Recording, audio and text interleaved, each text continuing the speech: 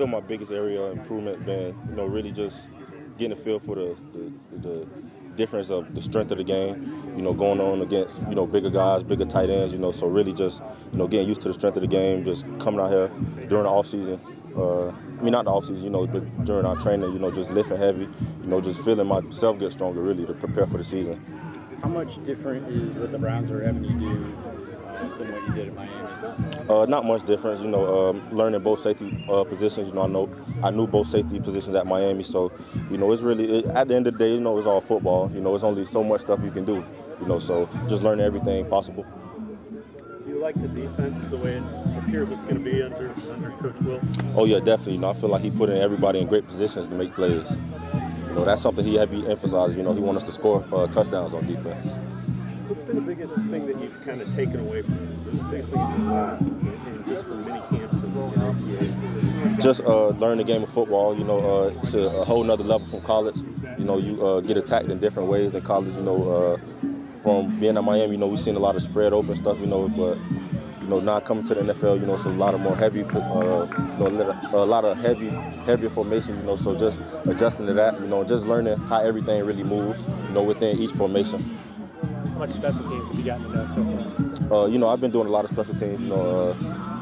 Talking extra with the special teams coach. Just trying to learn everything possible. That's being a young guy coming in. That's mainly what you should focus on. To get on the field as early as possible. You're in an interesting room because there's like three guys who have played a lot in the NFL with Randall and Burnett and Murray. What has it been like for you with those guys? Have you been able to pick their brains and learn a lot from them? Oh yeah, definitely. Just seeing what those guys know, their experience. I just seeing how they move on the field. Really, you can tell that they just know a lot more. They can something that they see. They trusting it and they're going right away. So I talk a lot to Morgan-Burnett. He like a 10-year vet. So just trying to see what he knows. He always pulls me to the side. Tell me little stuff. To help me. So it's been great. Really, those guys take me under their wing. Just really trying to help me. What's it been like for you to see a guy like Javonte out here making plays, an undrafted guy? Oh man, it's getting shot after shot. Man, it's great. He was my neighbor. In college. Where we stayed. So we had a good connection. Even from high school. I played against. I always mess with him. We played against each other. When we were little and high school. And now we played together in college and come on this stage and be able to play with each other. Just seeing him make plays. It's really satisfying for me too. Just seeing somebody who I grew up with. And just having the underdog story. Undrafted free agent guy. Coming out here and just making plays. Making plays on the ball. Getting better. So it's really been satisfying to me. And I tell him every day. Is because consistency is the biggest thing. Really. You got to do it every day. Now, Bud, you would notice something like this when these young guys come here. The rookies come here. They can't. Somebody asks them, "Can we interview you?" And they're thrilled. And they stay forever. At some point, that same interview would have been cut short by about 3 minutes. This guy says, I got to go now. I got to be in the locker room. They start looking around. They start checking their watch. Right. Yeah. Okay, but one place the Browns, well, a couple of places that the Browns have some depth would be the safety position, and Redwine is part of it. And I think that they're in pretty good hands there.